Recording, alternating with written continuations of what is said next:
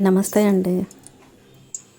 ఈరోజైతే tomato rice చేస్తున్నా అండి. ఇంకా టమోటాలు చాలా ఉన్నాయి చెడిపోతున్నాయని చెప్పేసి ఇంకా ఈరోజైతే చేద్దామని చెప్పి ఇలా అయితే స్టార్ట్ చేశాను. కొద్దిగా ఆయిల్ కొంచెం నెయ్యి వేసి ఇలా గరం మసాలా దినుసులన్నీ వేసేసుకొని ఇంకా ఉల్లిపాయ ముక్కలు, కొద్దిగా కరివేపాకు, అలాగే కొంచెం బిర్యానీ ఆకు, కొన్ని పచ్చిమిరపకాయలు అన్నీ వేసేసుకొని మనం సేమ్ మన బిర్యానీ టైప్లోనండి, మసాలా అన్నం లాగానే ఇది కూడా.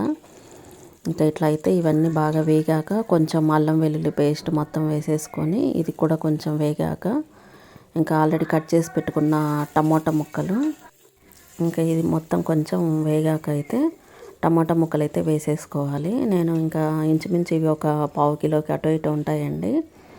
ఇంకా ఇవి సన్నగా కట్ చేసి పెట్టేసి ఇంకా ఇందులో వేసేసి ఇంకా ఉప్పు, కారము, పసుపు అంతా వేసేసి మధ్య మధ్యలో తిప్పుకుంటూ ఉండాలండి. ఇది కొంచెం బాగా మగ్గిపోవాలి టమాటా ముక్కలు. ఇవి బాగా ఎర్రగా పండిన టమోటాలు అయితే బాగుంటుంది. ఇంకా మనం కర్రీలు చేయడానికి ఏది లేనప్పుడు, కొంచెం టైం తక్కువ ఉన్నప్పుడు ఇట్లా మనం ట్రై చేసుకోవచ్చు అండి, బాగుంటుంది. ఇంకా అలాగే ఎప్పుడన్నా లంచ్ బాక్స్లలో కూడా పిల్లలకి చేసి పెట్టచ్చు. సింపుల్గా అయిపోతుంది, అలాగే టేస్టీగా కూడా ఉంటుందండి ఇది. ఇంకా ఇట్లయితే అంతా వేసేసుకొని మీడియం ఫ్లేమ్లోనే ఇంకా మధ్య మధ్యలో తిప్పుకుంటూ మొత్తం అయితే ఇవి మెత్తగా అయిపోవాలి టమాటా ముక్కలు మొత్తం అన్నీ అయితే. ఇంకా ఎట్లాగో బాబుకు కూడా హాఫ్ డేస్ అయితే స్టార్ట్ అయిపోయాయి కదా అండి. ఇంకా వంట అయిపోయేలోపు ఇంకా వాడు కూడా వచ్చేస్తాడని చెప్పి ఇంకా ఇట్లయితే స్టార్ట్ చేసేసాను. ఇంకా ఇవి బాగా మెత్తగా అయిపోయాయి చూడండి. ఇంకా తర్వాత మనము 2 గ్లాసులకి 2 గ్లాసుల బియ్యానికి నేనైతే 3 గ్లాసుల నీళ్ళు వేసుకుంటానండి. ఇంకా మరీ పాత బియ్యం అయితే 4 గ్లాసులు వేసుకున్నా సరిపోతుంది 2 గ్లాసుల బియ్యానికి. నేనైతే 3 గ్లాసులు వేస్తా అండి, బాగానే సరిపోతుంది. ఇంక ఇట్లా అయితే కొలత ప్రకారము నీళ్ళు అయితే వేసేసుకొని ఇంకా ఇవైతే బాయిల్ అయ్యాక ఇంకా రైస్ అయితే వేసేసుకోవాలి. ఇంకా ఆల్రెడీ మనం నానబెట్టేసుకున్నాం కదా బియ్యం అయితే. ఇది రైతాతో తినొచ్చు, లేకపోతే అలాగే ఉట్టిదైనా తినేసేయొచ్చండి, బాగానే ఉంటుంది. లేకపోతే ఏదైనా టమోటా పచ్చడితో అయినా తిన్నా కూడా బాగుంటుంది, రోటి పచ్చడితో. ఇంక ఇట్లా బాయిల్ అయిన తర్వాత ఇంకా ఈ మరిగేటప్పుడు ఇంకా మనం బియ్యం అయితే వేసేసుకోవాలి. ఇంకా అన్నీ వేసేసి ఒకసారి అయితే బాగా తిప్పేసి చిన్న మంట పైన ఇది ఉడకనివ్వాలండి అన్నము. పెద్ద మంట పెట్టేసుకుంటే నీరంతా ఇంకిపోయి బియ్యం అయితే అట్లే బియ్యంగా మెతుకులుగా ఉంటుంది. అందుకని కొంచెం మీడియం ఫ్లేమ్కి కొద్దిగా చిన్నగా పెట్టుకొని మధ్య మధ్యలో కొంచెం తిప్పుతూ ఉండాలి అప్పుడప్పుడు.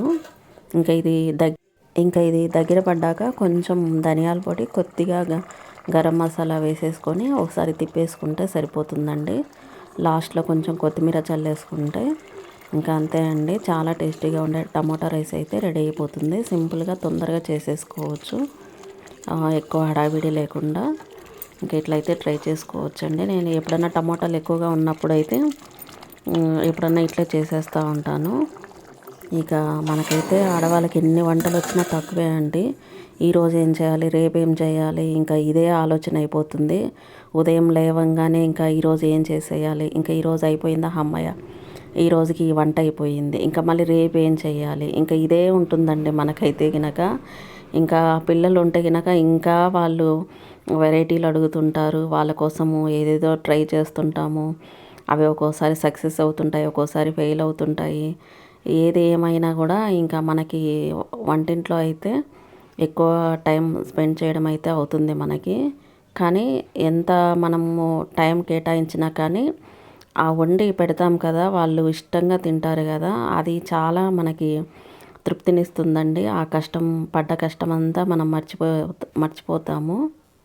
వాళ్ళు చెప్పే ఒక చిన్న మాట మనకి చాలా తృప్తినిస్తుందండి. అదే తిన్న తర్వాత వాళ్ళు మంచి కాంప్లిమెంట్ ఇవ్వలేదనుకో చాలా బాధేస్తుందండి. ఇంకా ఏది ఏమైనా తప్పింది అయితే లేదు మనకి. ఇక ఇదండి ఇవాల్టి వీడియో. నచ్చితే చిన్న లైక్ ఇవ్వండి, అలాగే ఛానల్ని సబ్స్క్రైబ్ చేసుకొని సపోర్ట్ చేయండి ఫ్రెండ్స్.